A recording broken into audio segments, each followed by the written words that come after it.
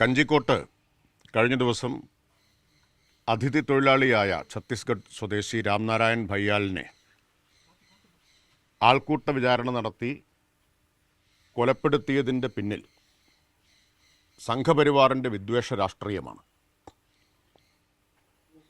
ബംഗ്ലാദേശി എന്ന് ആരോപിച്ചുകൊണ്ടാണ് തൊഴിൽ തേടിയെത്തിയ ആ യുവാവിനെ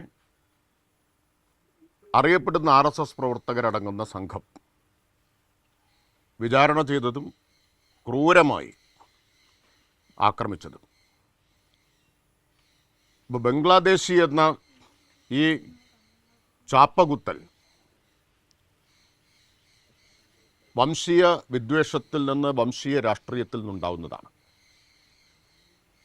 സംഘപരിവാർ രാജ്യമാകെ പടർത്തിക്കൊണ്ടിരിക്കുന്ന വർഗീയ വംശീയ വിഷത്തിൻ്റെ ഇരയാണ് രാംനാരായൺ ഭയ്യാൽ. പക്ഷെ നിർഭാഗ്യകരമെന്ന് പറയട്ടെ, ആൾക്കൂട്ടക്കൊല എന്ന് മാത്രമാണ് മാധ്യമങ്ങൾ ഉൾപ്പെടെ ഇപ്പോൾ പറഞ്ഞുകൊണ്ടിരിക്കുന്നത്. എന്തുകൊണ്ടാണ്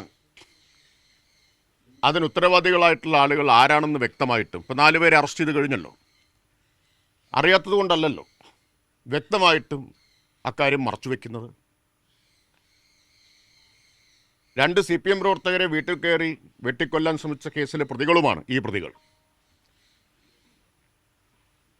RSS CPM സംഘർഷത്തിൻ്റെ ഭാഗമായി അപ്പോൾ അവരുടെ രാഷ്ട്രീയം വ്യക്തമാണ്, അവരുടെ ക്രിമിനൽ പശ്ചാത്തലം വ്യക്തമാണ്. എന്നിട്ടും അത് മറച്ചുവെക്കാൻ, ആ വിദ്വേഷ രാഷ്ട്രീയമാണ് ഇതിൻ്റെ പിന്നിലെന്ന വസ്തുത മറച്ചുവെക്കാനാണ് ശ്രമം നടക്കുന്നത്. ഇതിൽ ഏതെങ്കിലും തരത്തിലുള്ള CPM വിദൂര ബന്ധമെങ്കിലും ഉണ്ടായിരുന്നെങ്കിൽ എങ്ങനെ ആഘോഷിക്കപ്പെട്ടിട്ടുണ്ടാകുമായിരുന്നു ഈ ആൾക്കൂട്ടക്കൊല? നിങ്ങളെല്ലാം എങ്ങനെയായിരിക്കും വാർത്ത കൊടുക്കുക? ആരെല്ലാം മറുപടി പറയേണ്ടി വന്നേനെ? ഇപ്പോൾ സംഘപരിവാർ നേതൃത്വത്തിന് നേരെ ഒരു ചോദ്യവും വരുന്നില്ലല്ലോ, മിണ്ടുന്നതേ ഇല്ലല്ലോ. അവരുടെ പ്രതികൾ അവരുടെ പ്രവർത്തകരാണ് എന്ന കാര്യം.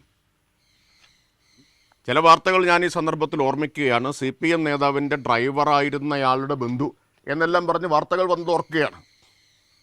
ഇവിടെ നേരിട്ട് പ്രകടമായിട്ടും ഇക്കാര്യം വന്നിട്ടും ഇത് മറച്ചുവെക്കുന്നത് വളരെ വളരെ നിർഭാഗ്യകരമാണ്. അത് മറച്ചുവെക്കുക വഴി നാം ഈ വിദ്വേഷ രാഷ്ട്രീയത്തിന് വളമിടുകയാണ് ചെയ്യുന്നത്.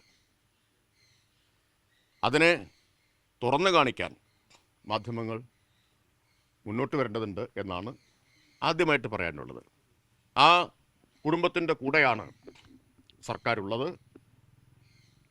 പ്രതികളെ 4 പേരെ ഇപ്പോൾ ഉടൻ തന്നെ അറസ്റ്റ് ചെയ്ത് കഴിഞ്ഞു. 5 പേരെ അറസ്റ്റ് ചെയ്ത് കഴിഞ്ഞു. ക്രൈംബ്രാഞ്ച് കേസ് അന്വേഷണം ഏറ്റെടുത്തിട്ടുണ്ട്. ശക്തമായ നടപടികൾ അക്കാര്യത്തിലുണ്ടാവും. ഒരു വിട്ടുവീഴ്ചയും ഇക്കാര്യത്തിൽ ഉണ്ടാവില്ല എന്ന് മാത്രമല്ല, പ്രതികൾക്ക് പരമാവധി ശിക്ഷ ഉറപ്പാക്കി കൊടുക്കാൻ പഴുതടച്ച നടപടികളുണ്ടാവും. ഒരു ഉത്തരേന്ത്യയിലെല്ലാം ഇത്തരത്തിൽ ആൾക്കൂട്ട കൊലപാതകം നടക്കുന്നുണ്ട്. അപ്പോൾ അതിന് സമാനമായ രീതിയിൽ RSS ഒരു പ്ലാൻ ചെയ്താണോ ഇത് നടപ്പാക്കിയത്?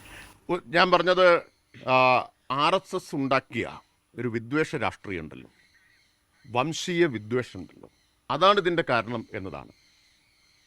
പുറത്തുനിന്ന് വരുന്നവരെയെല്ലാം ശത്രുക്കളായിട്ട് കാണുന്ന, അവരെല്ലാം ബംഗ്ലാദേശികളാണ്, മലയാളി അല്ലാത്ത ഏതൊരാളും ബംഗ്ലാദേശിയാണ് എന്നതാണ് RSS കേരളത്തിൽ നടത്തുന്ന പ്രചരണം. അങ്ങനെ ചാപ്പ കുത്തുകയും മുദ്ര കുത്തുകയും എന്നിട്ട് അവരെ തല്ലിക്കൊല്ലുകയും ചെയ്യുക എന്നതാണ്. നമ്മൾ സാധാരണ പറയില്ല, ആടിനെ പട്ടിയാക്കുക എന്നിട്ട് പേപ്പട്ടിയാക്കുക പിന്നെ തല്ലിക്കൊല്ലുക എന്നത്. ആ സമീപനമാണ് സ്വീകരിക്കുന്നത്. അപ്പോൾ ഉത്തരേന്ത്യയിൽ ഈ ആൾക്കൂട്ട കൊലകൾക്ക് RSS ആണ് നേതൃത്വം കൊടുക്കുന്നത്. ഈ സംഭവത്തിലും പ്രതിസ്ഥാനത്ത് സംഘപരിവാറാണ്. ഞാൻ പറഞ്ഞത് ആ പ്രതികൾ 2 CPM പ്രവർത്തകരെ വീട്ടിൽ കയറി വെട്ടിക്കൊല്ലാൻ ശ്രമിച്ച കേസിലെ പ്രതികളാണ്. രേഖകളുണ്ടല്ലോ.